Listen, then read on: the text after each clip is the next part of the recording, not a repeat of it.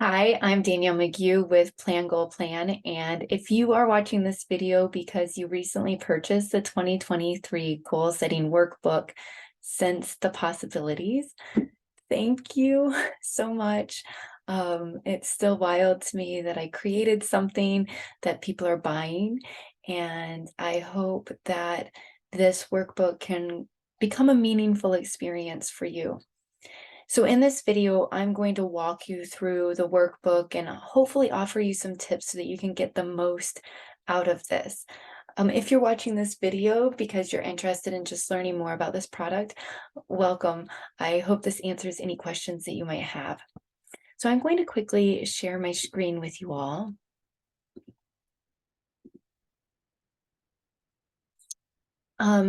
So a few things about this workbook before I jump in.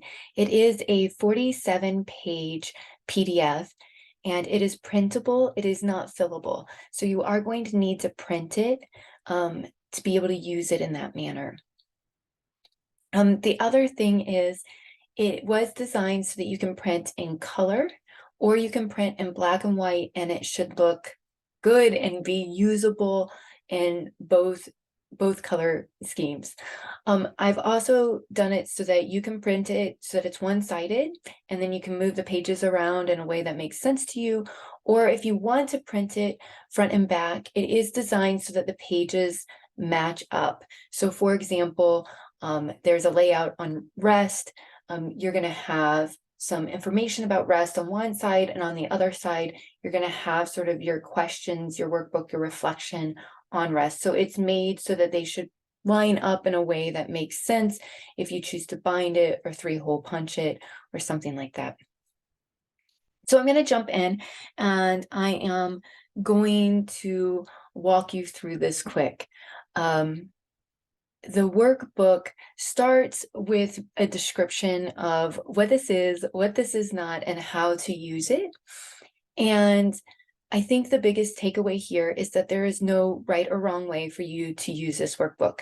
So if you already have a sense of what your 2023 goals are and you want to jump in and you want to set your goals right away and you just want to use the front part of the workbook to help you reflect throughout your year, you're welcome to do that. If you want to set aside a day, maybe you get together with some friends, maybe you have an afternoon with your partner where you go through this together, you can certainly do that and tackle this whole thing in the course of a few hours. Or if you have a morning ritual where you do reflection or journaling and every day you just want to work through a sheet or two of this until you've completed it, you're welcome to. So there's really no right or wrong way to use this workbook. That being said, I have designed it in a way that it should engage you in reflection. It should help you decide what matters and start to prioritize some of the things that you've brainstormed. And then finally, it should help you set some goals and put those into action. So that's how it's going to move you through. The very first page of the workbook is about motivation. And this was very strategically placed as the first page because the questions themselves get you thinking about yourself and learning a little bit about yourself and articulating what is it that motivates me. And the other reason that this is put at the beginning is because some of you all might just be struggling with finding motivation to set goals, finding motivation to reflect. And I hope that by maybe tapping into your motivations first, if you find yourself wavering or struggling as you move through this workbook, you can go back to this page and put into practice some of the things that you mark down so that you can have that momentum that will keep you going throughout this. Another page at the beginning that is really about you getting to know yourself is a page called Things I Know for Sure. And I think that Oprah did something like this years ago. Um, but the idea is to just start articulating, particularly in different area of life, things that you know for sure. I give the example of, I'm sure that in health and wellness, something that's important to me is that sleep comes first. I know that I can't exercise. I know that I can't manage my anxiety if I'm not well rested. So sleep becomes my number one priority. Um, the idea is to not overthink this, just to list things that you feel like you know for sure. I would encourage you to reflect on those things. Are there any limiting beliefs in the things that you're listing as the things that you know for sure? Are there assumptions that you're making? Are there things that you know for sure, but it maybe doesn't have to be that way? So to really think about, of the things that you know for sure, which ones are serving you, and are there some that aren't? So to fill this out, but also to give yourself some time to reflect on what it is that you're learning from the things that you're claiming as your truth. So the next 2 pages, actually 3 pages, are your favorites, your delights, and then putting those things into practice. So the my favorites page is really lovely in that it really is tapping into your senses to think about what some of your favorite things are. The next page is called Brighten with Life's Delight. And it really is a gratitude page. I recently read, I think it was from Laura Vanderkam. I might be mistaken there, but she talked about shifting from gratitudes to delights and said that by doing that, that when we say, well, what are you grateful for? What are you thankful for? We can get into like routines with that where we're like, oh, I'm thankful for my kids. I'm thankful for my partner. We get kind of in loops with that, but that by using delight as a prompt as opposed to gratitude, we get a little bit more specific. What is it that you delighted in today? And I've been practicing it, putting this into practice for about a month now, and it's been lovely because I noticed like yesterday, how much I delight in watching my kids, like kind of sneaking in on them when they're engaged in imaginary play and just watching from a distance and not interrupting or engaging in it, just kind of witnessing it. Um, Another one of my delights this month was I was on a walk and I made eye contact with a squirrel and I felt like we had a moment. And so I do think I'm a weirdo. I do think that one of the amazing things about switching its delight is that it it gets you a little bit, it's a little bit of a shift in language that gets you thinking about what you're grateful for in a slightly different way. And then the next worksheet is really thinking about, how do you put your delights and your favorite into practice more often? And how do you intentionally create moments of delight, of full of your favorites, right? After that, the next section is really thinking about rest. So if you haven't, I highly recommend Sandra Dalton Smith's book, Sacred Rest.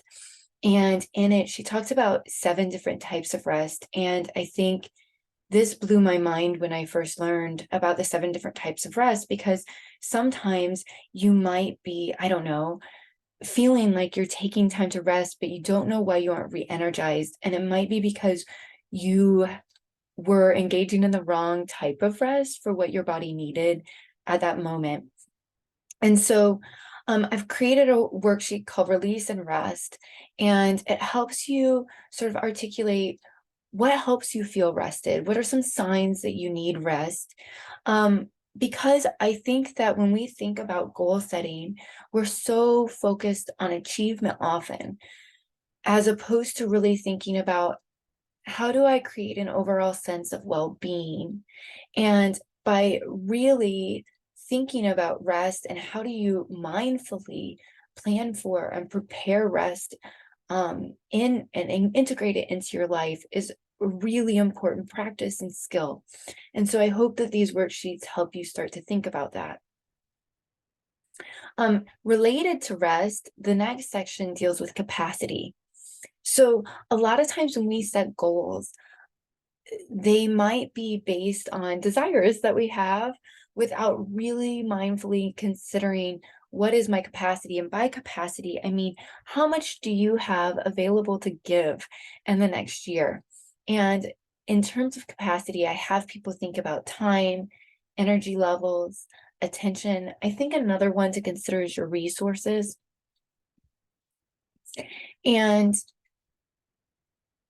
so that when you go into setting your goals for 2023, you can get really clear about like, well, what is it that I have capacity for? Because sometimes I think that we fail to accomplish the goals that we set out to, not because we lack discipline or the skills or the talent, but because we have set goals that are inappropriate for the moment that we're in. But the moment that we're in, we have to be really thoughtful about what our capacity is and to be setting goals that keep capacity in mind. It's not meant to limit you, but rather to honor what you have available to give at any given moment. After this, we really think about, where are you now? What's working, what's not working, what do you need more of, what do you need less of? And it's a way to sort of reflect on your present moment. And then we move into creating your word of the year. A word of the year is just a word that you hold closely for the next year to guide and motivate you. It's a really fun set of word of the year. One thing that I do think that I offer in terms of thinking about your word of the year that's a little bit different than some is to create questions to accompany your word of the year. So this moves it from something that's just inspiring or motivating to something that has heuristic value. And that's maybe a little bit of a dorky academic here. What I mean by heuristic value is that it becomes a tool for discernment. It helps you make decisions. It's not just there to inspire you, although that's great. It's also there to help you make decisions as you move throughout your year. So, for example, a couple of years ago, my word was energy. And I had all sorts of questions around energy that I would carry with me. So I might think about, well, I might have like a really contentious meeting I was walking into. Well, what's the energy that I want to bring to this meeting? Right? What kind of energy is this work giving me or taking from me? And do I need to make decisions to protect my energy? I would think about it in terms of spaces too. So like, this is my office that y'all are seeing behind me. And it's a closet that I converted into an office during the height of the pandemic. And I really thought about, well, what energy do I want this space to have?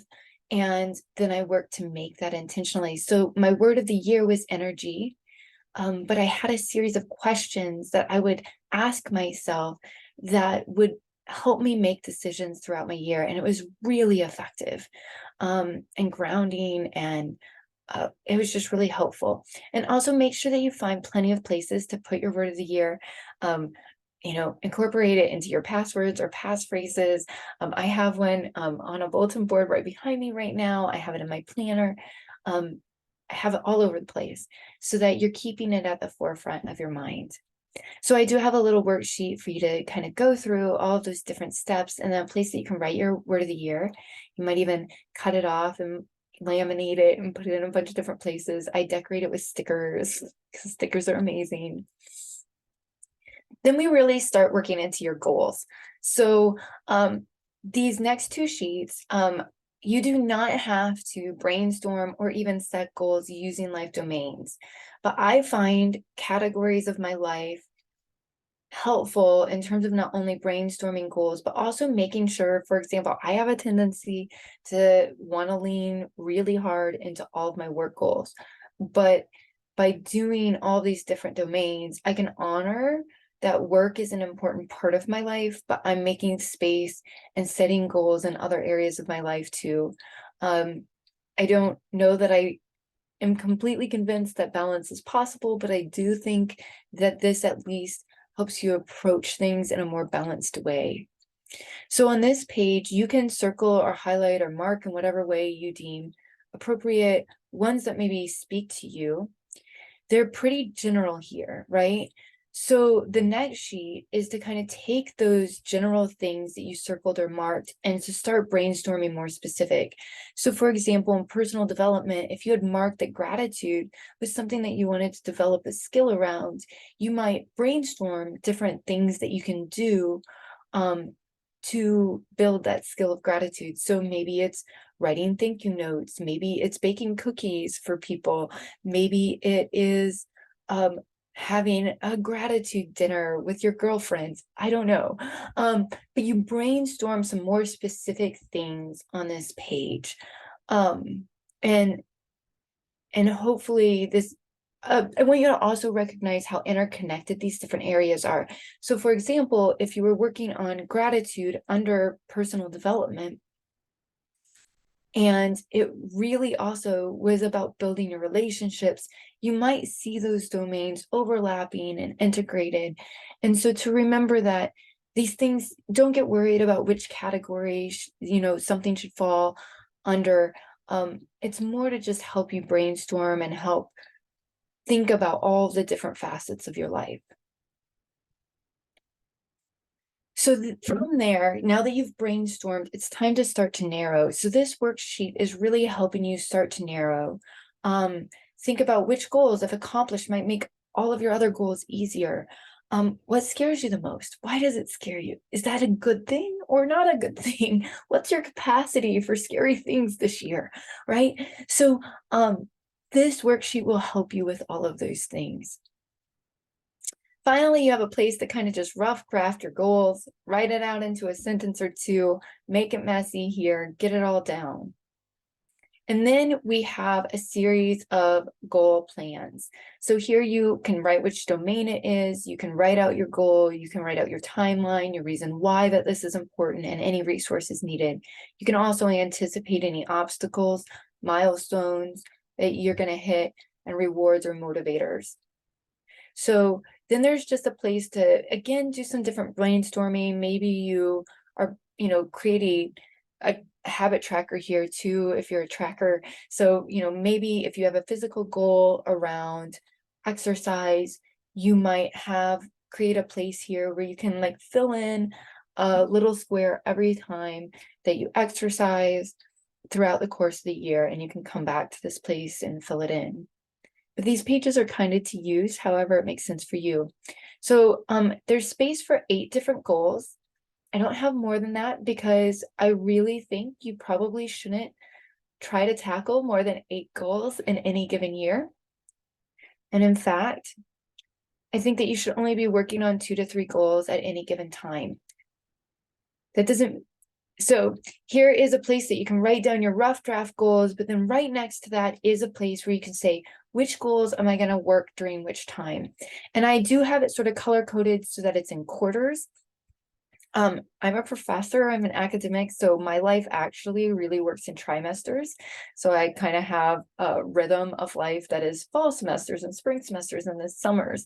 But you can make this work for you however you would like, but it's really helpful to maybe break down your goals. So what am I going to work on related to this goal this month? And you might have goals that span the year, but then you might also have goals that maybe it's about creating a habit and you want to dedicate 3 months to really focusing on making that habit stick. But then after that, you're hoping that it's in place and you don't need to focus on it anymore. You can move another goal in after that. And so this is a place for you to sort of break down your year and to really think about which goals and which tasks are you going to be working on in any given month. After that, I have a section on rituals, and I think rituals are wonderful because they're a fantastic way to put goals into practice, specifically habit goals. So rituals is the thing that I teach in some of the courses that I teach at the university. And so I was really excited because I do think the way that I think about rituals is a little different than maybe people in planning communities think about rituals and are talking about rituals right now. So for me, rituals really transform us. They transition us from one state to another. So we might think about weddings as a ritual, marriage as a ritual. You enter a marriage as a single person, you leave as in a partnership, right? So any time that you think that you might be undergoing a transition or you need a transition for yourself, creating a ritual around it is really helpful. And this might be something as simple, we might think about having a morning ritual that transitions you from sleep to awake, or maybe an end of the day ritual that transitions you from work to personal life. Um, and of course, I really think it's important to set your rituals with senses. So I encourage you to think about a sensory experience that can accompany your ritual. So I like to journal a lot in the morning. I have usually something that I'm drinking that incorporates taste, but I also like cozy touch. So even right now, I've got like a cozy little blanket. Um, and that really helps set a ritual to sort of feel it makes you present by evoking your senses. So that's something that I hope you find fun. You can design. I have space for 4 different rituals that you might want to create and enact. And then finally, you have a place that you can start to design your days. A lot of times you see people in goal setting planners and things like that doing a practice called designing your ideal week. And I actually really love this practice. That being said, I always get so anxious because they're oftentimes have your week and it's broken down in like half-hour time slots from like 6 a.m. until like 10 p.m. at night. And you kind of are supposed to plot your days that way. And there's something about like all those little squares that makes me anxious. If that doesn't make you anxious and it works for you, go for it. But if you would like a looser, like more chill like way of thinking about designing your days, you might just think about, well, what days am I going to, exercise? Like what you could even divide it into times of your day. What is it that I want to, where's my ritual, morning rituals? So am I going to have an evening ritual? Um, is there a day that you want to carve out to really focus on family and relationships? And just like marking that down, writing it down, um, so that you can start imagining both your days and your weeks and a little bit more details and thinking about how those goals are going to be put into practice in your daily life. So that really covers this workbook. And I do want to make one little quick note. There are these like quotations throughout that I very strategically chose, and almost all of them are from poets. So they're little pieces of poems. And I encourage you to like look up the poet and the poems that these come from, or maybe buy a few of their poetry books, but also to think about these quotations as as something that could jog a thought or an idea or reframe the way that you're thinking about goals, goal setting, or just your life in general.